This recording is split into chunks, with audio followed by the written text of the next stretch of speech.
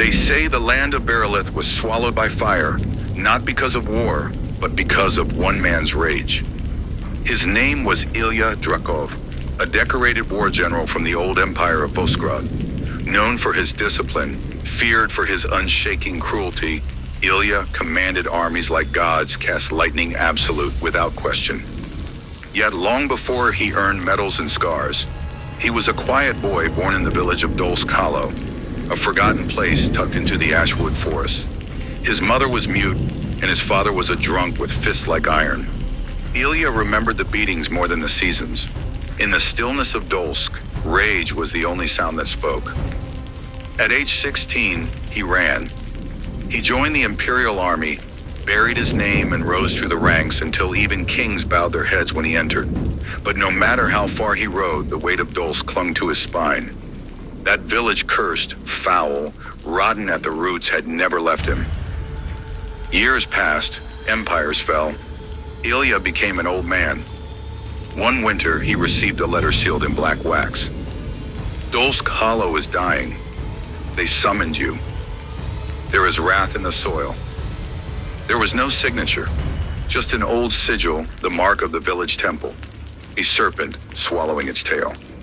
Ilya returned not with an army, but with silence.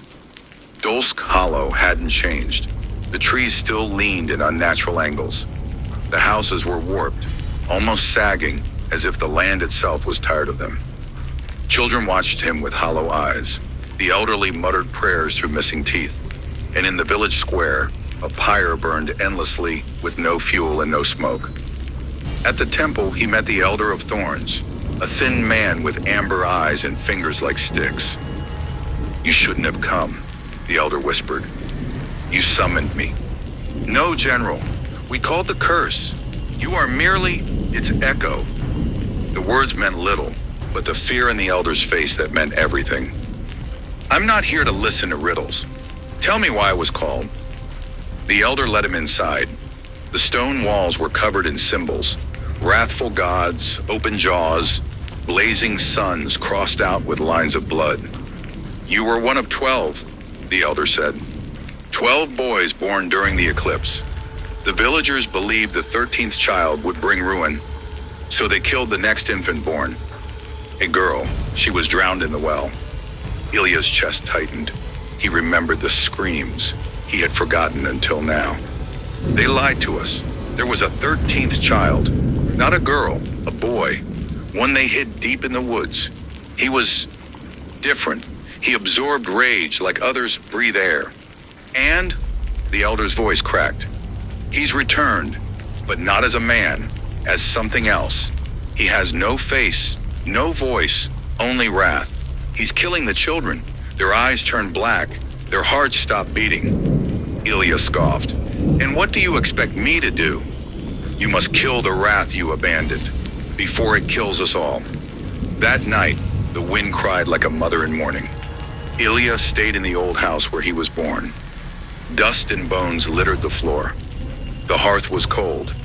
He saw a boy outside the window, pale, still, watching. When he opened the door, the boy was gone, only muddy footprints remained, leading into the woods. He followed. The forest whispered as he walked. Branches reached like claws. The air thickened, heavy with a stench he couldn't place. He came to the old well, the one where the girl had been drowned. It was bricked up, sealed in iron bands. A voice spoke behind him. "You left me in the dark." Ilya turned. A figure stood there, naked, covered in ash and scars. Face blurred, flickering like a flame in the wind. "Who are you?" The figure tilted its head. "I am the wrath you left behind." Suddenly, pain shot through Ilya's chest. He fell to his knees, gasping. The face shifted. It became his own. He awoke in the temple, coughing blood. The Elder stood over him, eyes wild. "You saw him, didn't you?" "I saw myself," Ilya hissed. The Elder nodded solemnly. "That is the curse. He wears your face because he was made from your fury. He's a ghost? No, worse. He is the spirit of wrath incarnate, born from blood, fed by abandonment, sustained by hatred. I don't believe in spirits, Ilya said. Then believe in vengeance, because that's what he is. The next night, 3 villagers were found dead, their faces twisted in rage, as if they had screamed until their souls shattered. No blood, no wounds, just absence. Ilya realized the wrath was feeding not on flesh, but on anger. The more fury it absorbed, the stronger it became. He tried to warn them, but Dolsk was built on hate. Old feuds, bitter memories, ancient grudges. It was a feast. He went back to the well. This time he opened it. Inside there were bones, not just of the girl, but dozens. Children, animals, even adults. Sacrifices. The village had been doing this for generations. We fed it, the elder confessed. We thought if we gave it our wrath, it would spare us. But wrath can't be bargained with, Ilya said. The elder smiled grimly. Exactly. That night, the sky turned black. The children began chanting. One word, 13. The faceless figure walked through the village. Fire followed. Homes turned to ash. The earth cracked. Ilya stood in the square alone. I'm not afraid of you, he whispered. The figure stopped. But you are made of me. Then the figure stepped into him. Ilya saw everything. He was back in his childhood, watching his father beat his mother. He was a soldier again, slaughtering innocents. He was in the woods, laughing as the villagers drowned the girl. He was rage, and he realized the wrath wasn't a spirit. It was him, fragmented, forgotten, fermented. The village hadn't summoned a demon. They had nurtured a memory, a collective wound. He had been split body in rage, and now it was returning. The only way to stop it was to become whole again. He whispered, I accept you. The wrath screamed, the world bent, and then silence. When Ilya awoke, the village was gone. Not destroyed, erased. No ash, no bodies, just forest. He stood alone. A raven landed beside him and said, You chose peace, so wrath chose silence. He wandered for days, or years. Time no longer mattered. Eventually, he reached a city, but no one knew his name. Because wrath has no name, only fire and memory, or years. Time no longer mattered. Eventually, he reached a city, but no one knew his name. Because wrath has no name, only fire and memory.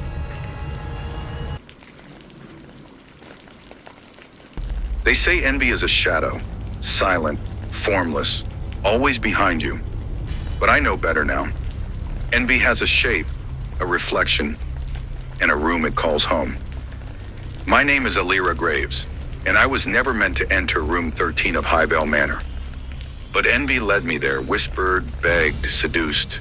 And now I write this not as a warning, but as a confession. For what you envy, you become. And what you become may not be you at all. It began with an invitation, left at my doorstep like a curse. No stamp, no return address. Just my name in rich green ink on parchment that smelled faintly of roses and rot. Miss Alira Graves, you are invited to the unveiling of the Mirror of Invidia. Highvale Manor, room 13. October 13th, 13 o'clock.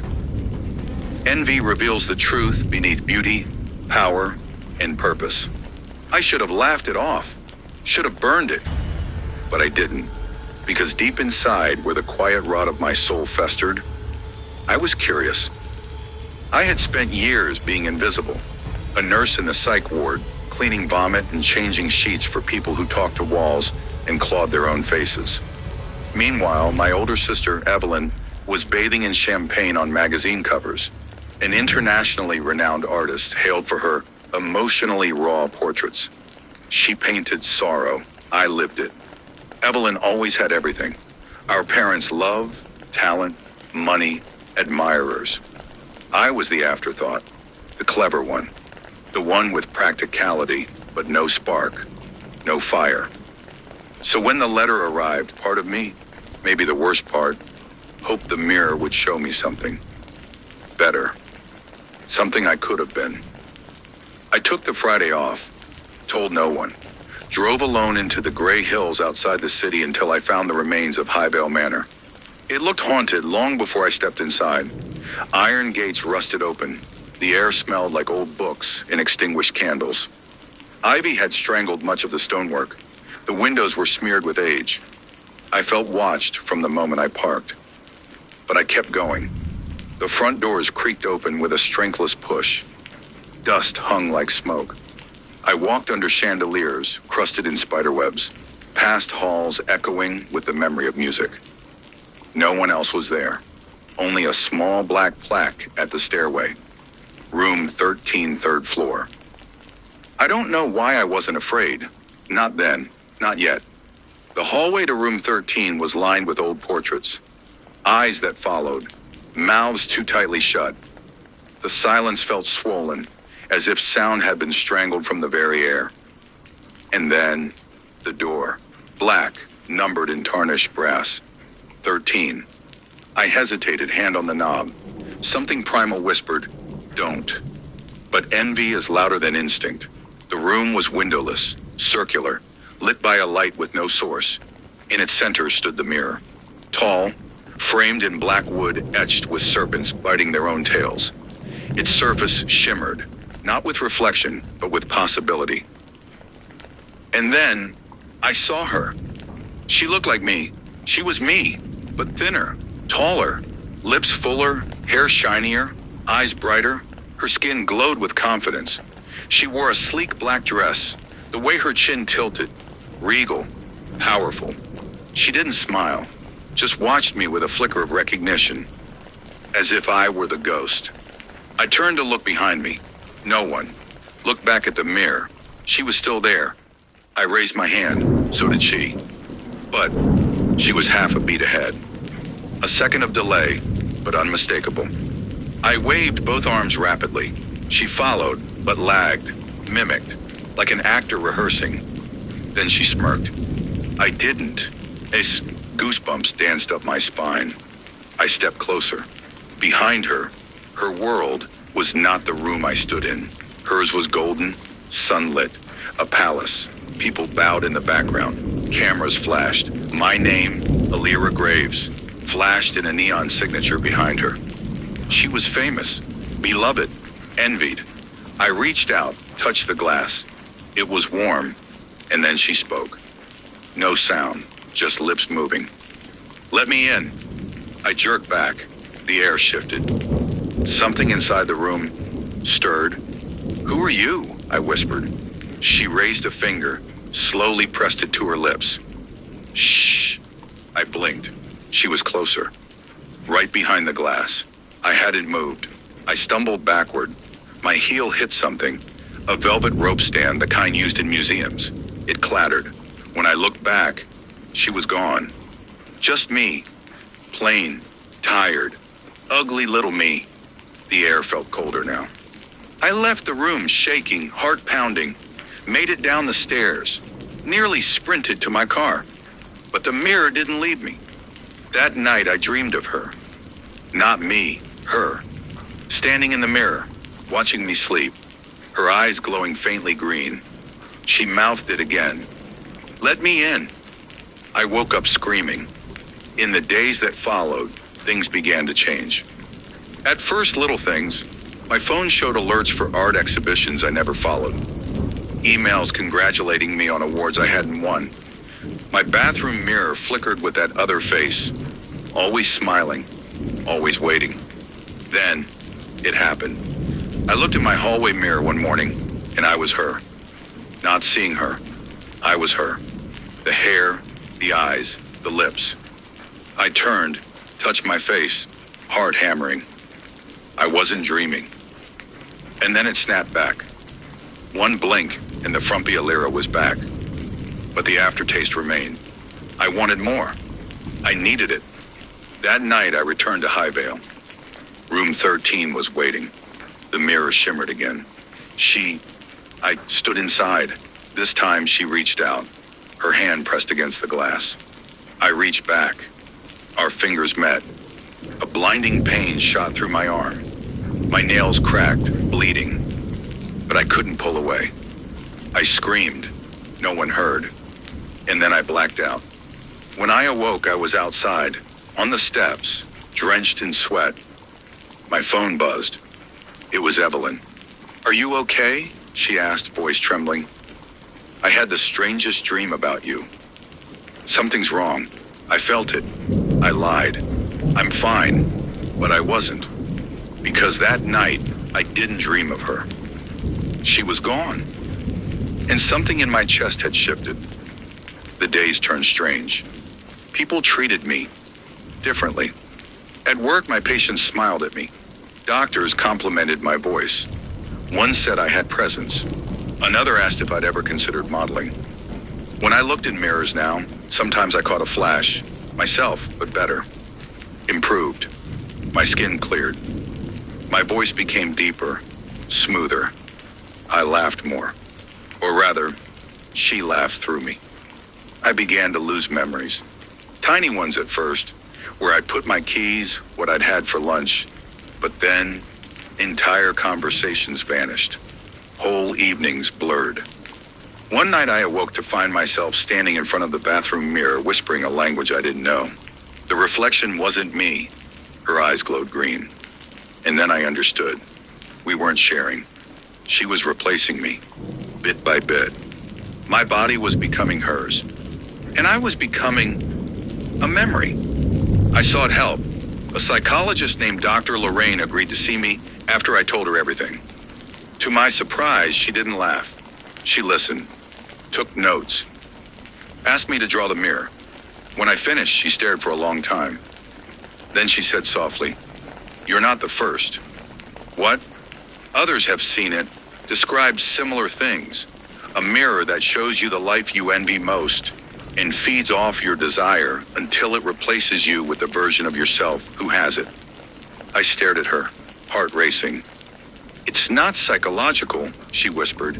"It's parasitic, transcendental mimicry." She paused. "Illyra, the more you envy her, the more power she has." "Then how do I stop it?" She hesitated. "You don't. You either forget or destroy the mirror." I returned to Highvale, this time with gasoline and a sledgehammer. I don't remember the drive. It was like sleepwalking into hell. Room 13 was darker now. The mirror stood still, silent, and empty. No reflection. No me. No her. I approached, touched it, cold as death. Then a whisper filled the room. Hundreds of voices overlapping, like wind howling through bones. "You want to be her?" I screamed, slammed the sledgehammer into the glass. It didn't break. I hit again. "Nothing." The mirror laughed. And then it pulled me in. I was inside.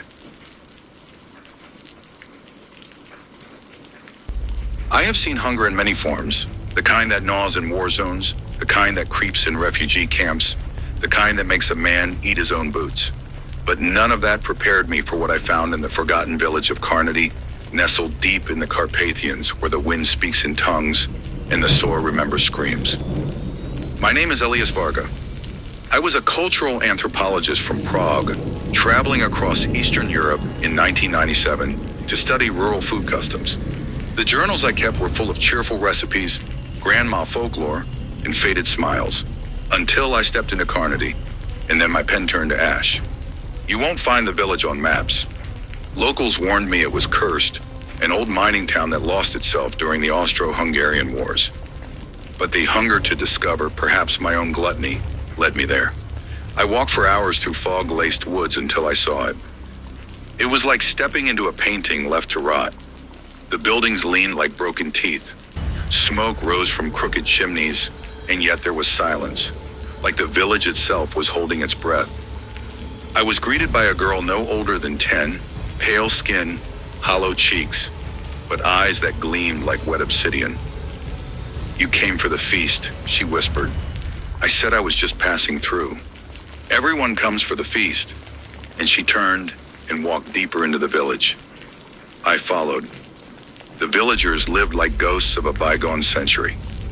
They wore stitched rags, spoke an archaic dialect, and never blinked long enough for me to look away. But they fed me, bread like bone, soup like ash, and meat so tender it melted without chewing. I should have left, but gluttony has many forms. The feast comes once in a decade, the old man at the hearth told me. A tradition from the mountain gods. It feeds the soul and stretches the belly beyond death. That night, I saw them prepare. They slaughtered no animals. The barns were empty, the land barren. Yet the food multiplied. Platters of roasted fowl, glazed ham, sweetened roots, and crimson wine appeared from nowhere. It defied explanation. "You must eat with us," the girl told me again. Her name was Alina, and she hadn't aged in photographs I later found from 1908. "Eat until you forget the taste of hunger," she said. And I did. The feast began in silence.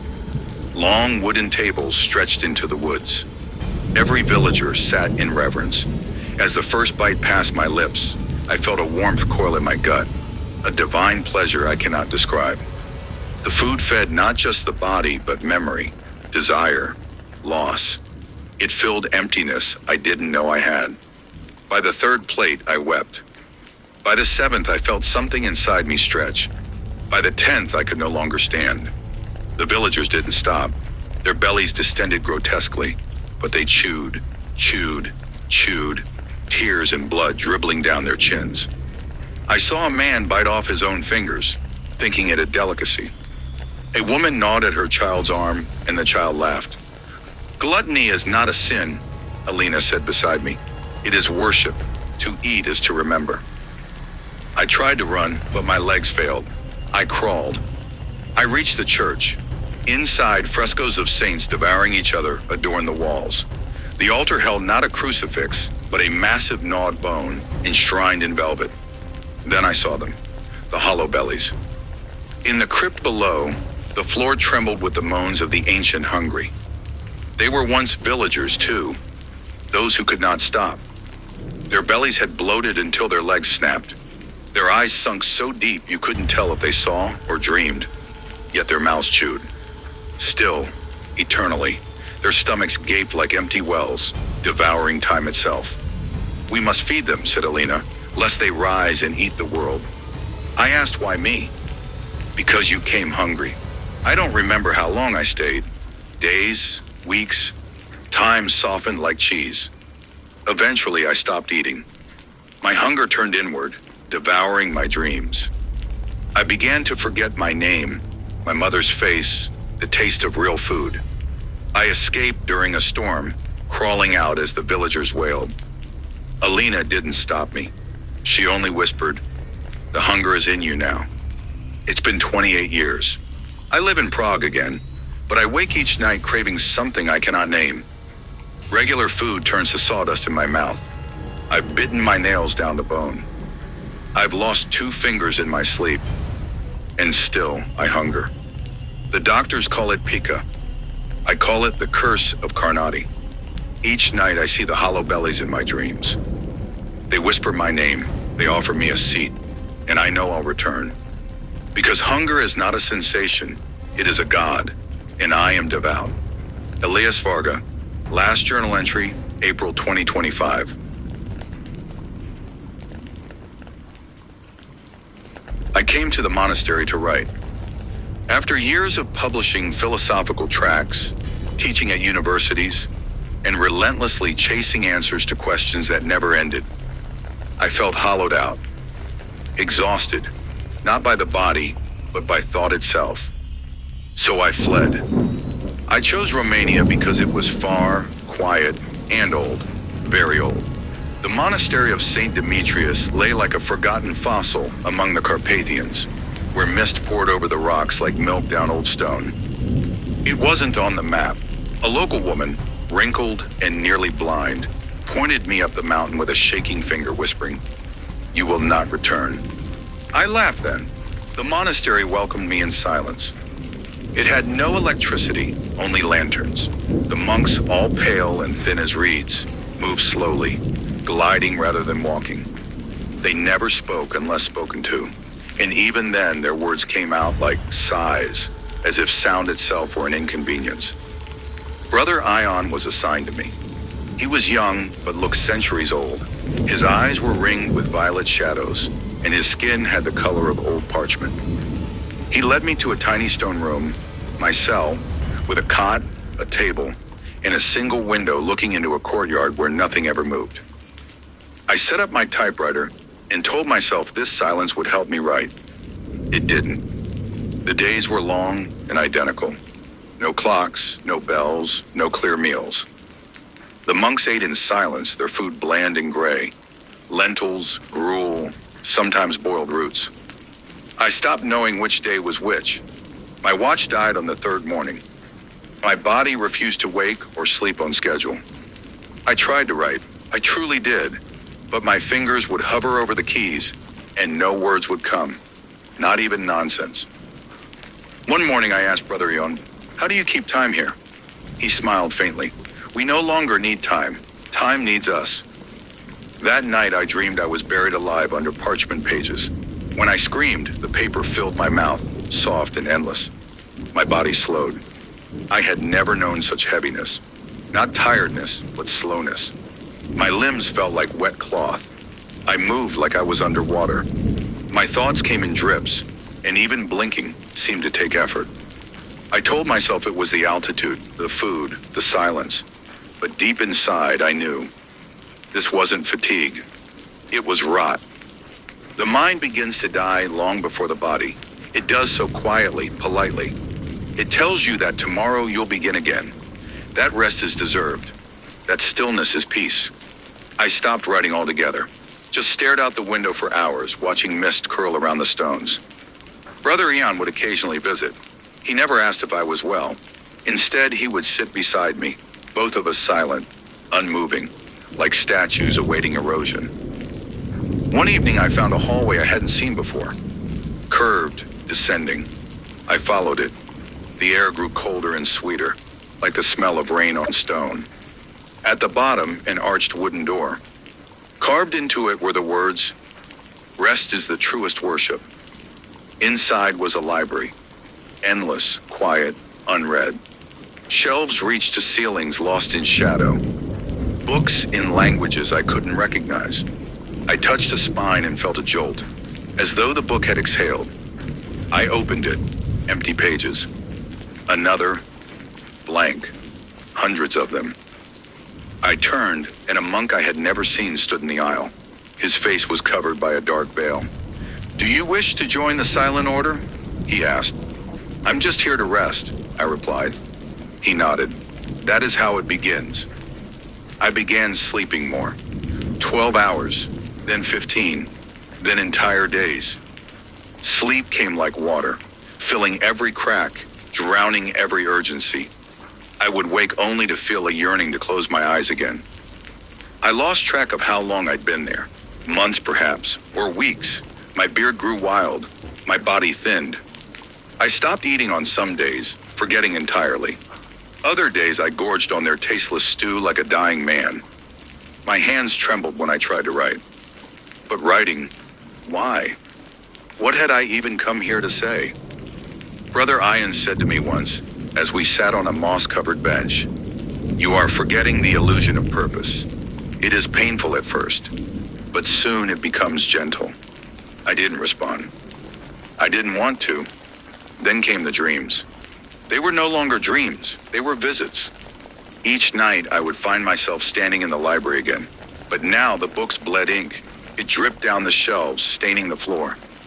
I walked barefoot over black rivers. Voices whispered from the spines, "Do nothing. Be still. Rest is truth." Once I opened a book and found my own face on the page, mouth open, eyes closed, as if asleep. Each morning, I awoke more tired than before. Each morning, I remembered less of who I was. One day, I didn't wake. Or at least, I thought I didn't. I rose from my bed and looked in the mirror. I had no reflection. Brother Ion came to my door, but he did not see me. He cleaned my room slowly, reverently, folded my blankets, burned a small bundle of herbs, and whispered, "May his sleep be pure." Then he left. I tried to speak. My voice did not work. I tried to move objects, Scream. Right. Nothing answered. I was in the monastery, and I was not. I was in a between space, a limbo of endless observation where I saw others slowly fall the way I had. Travelers, artists, seekers. They came with purpose and left without names. The monks walked among them, gentle guides toward oblivion. I do not know how long I have been here now. Time does not flow. I watch the mist. I sit in the library. I read blank pages. Sometimes I think I feel the pull of the world beyond. Memories of coffee, noise, arguments, love. They fade quickly. There is no pain here, no fear, but there is decay, the soft rot of meaning, the spiritual entropy of the soul. Not torn apart, but dissolved. Sloth is not laziness. Sloth is the still death, the kind that does not scream but sighs. Yesterday, if such a thing exists, I saw a new visitor. She was young, maybe 20. A violinist, I think, judging by the case she carried. She walked quickly, eyes bright, feet determined. I followed her, whispered things she couldn't hear, watched her fingers tremble, watched her hunger slow. She sat down to play in the courtyard. At first the sound was sharp, beautiful, then slower still. Now she sits with me in the library, eyes half closed, bow resting in her lap. Another sleeper, another whisper in the monastery of eternal stillness. If you are reading this, you are not safe. This place exists in more than space. It is a concept, a sin, a spiritual sedative. It calls to the tired, the burned out, the thinkers and feelers who can no longer move. And when you stop moving, it feeds. Beware the promise of peace.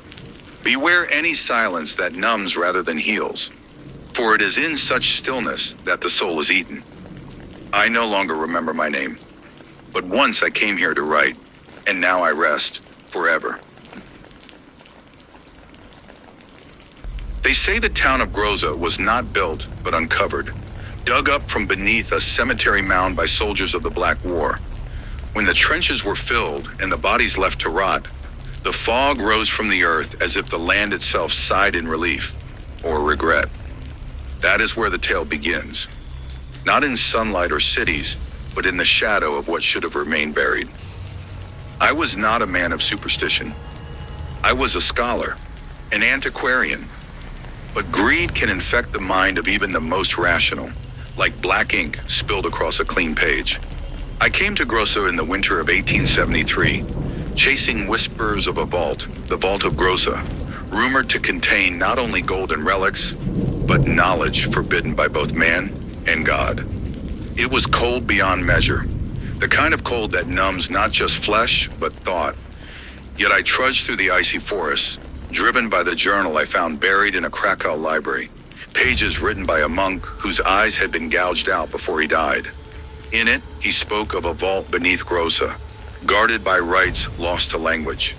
He called it the place of mouthless gods. I found the town crumbling under snow. Roofs sagged like broken backs, windows sealed with yellowing scriptures. The villagers didn't speak, not out of rudeness, but fear. They watched me from behind lace curtains and locked doors, as if I were a match walking through a forest of dry leaves.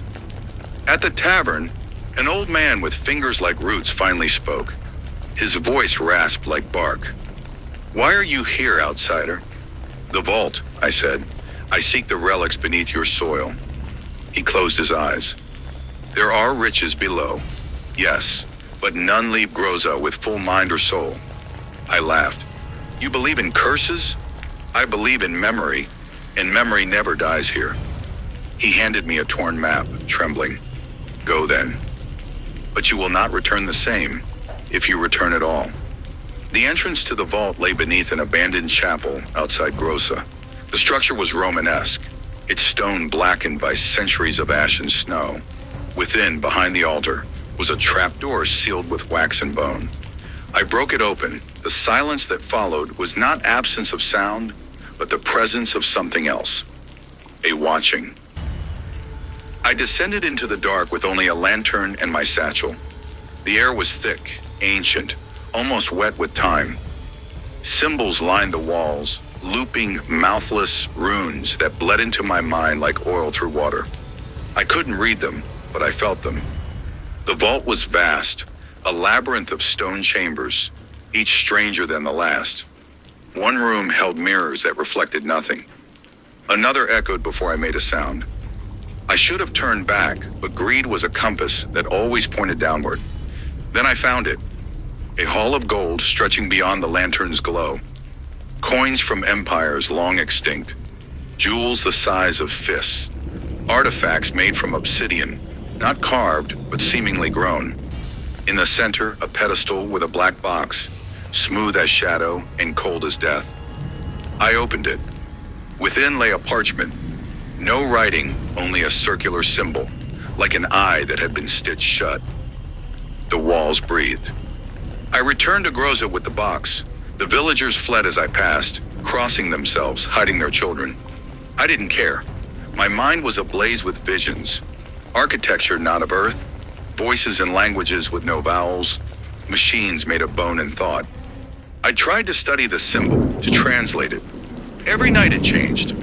No matter how I copied it, the ink would bleed into new shapes by morning. I began to hear sounds beneath my floorboards, whispers and mirror reflections.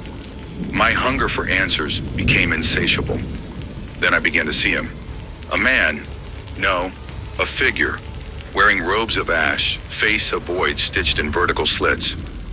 He would stand at the edge of my vision, unmoving, watching. One night I awoke to find my hand moving on its own, drawing the symbol over and over until the paper tore from pressure. I went back to the vault. It was no longer the same place. The walls pulsed like flesh. The runes moved on their own. The deeper I went, the more I lost time. Seconds stretched into hours, hours into days. I found chambers that shouldn't exist, ones with stars painted not on ceilings but in the air. I met him again, the stitched-faced figure. He did not speak with words, but I understood him in sensation, a communication of dread and longing. He showed me the true vault, a final door carved from petrified screams. It could not be opened with keys or strength, only with want, and so I gave in.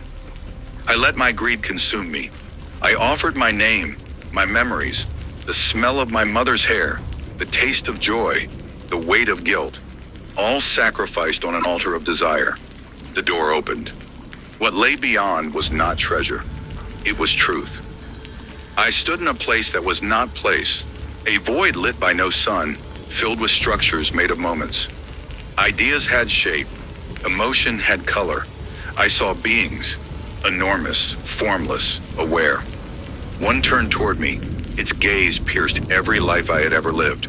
Past, present, possible. You came for gold, it said, though not aloud. Yes, greed is not hunger. It is void, and you fed us well. I collapsed, mind fracturing. I was shown realities where I had never come to Groza, realities where I was Groza. I saw myself eating myself from within until only my eyes remained. You are ours now, it whispered, one of many. When I awoke, I was back in the vault, but it was empty. No gold, no box, no doors. I stumbled back to Groza, but the town, it had changed, or I had. No one recognized me. The tavern was now a school. The roads were paved. They called it Nova Groza, a modern village built decades after the war. It had only been weeks, but for them, it had been 50 years. I tried to scream, but my voice came out in symbols. My reflection in the window showed eyes stitched shut. The ending that never ends. They found me wandering the woods, muttering in dead languages. They put me in a hospital where I scratched circles into the walls. Doctors called it schizophrenia. But I know better. The vault of Groza is still open. And I still see him, the stitched one, standing by my bed whispering that there are more vaults, more doors, more dreamers ready to trade their minds for riches. They say greed is desire twisted, but it is not twisted. It is pure. It is the first language of the oldest gods. And they are hungry, still hungry. And I opened the door. But it is not twisted. It is pure. It is the first language of the oldest gods. And they are hungry, still hungry. And I opened the door.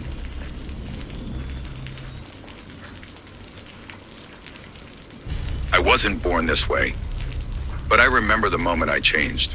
Her name was Etta, and I still see her, even now, in the flicker of candlelight or the sweep of a crimson curtain. Back then, I had been a painter with modest acclaim, known for delicate portraits of saints and sinners, always hiding lust beneath lace and shadow. The critics loved it. They called it divine restraint. But restraint was never mine. It was a lie I wore like a collar. In the winter of 1891, I was invited to a remote village in southern France to paint the daughter of a noblewoman. The letter smelled of orange blossoms and wine. The pay was handsome. The patron, Madame Delacour, promised peace and beauty. What she delivered was temptation, ripe and running. Etta was not what I expected. She was 17, with the posture of a queen and the smirk of a sinner.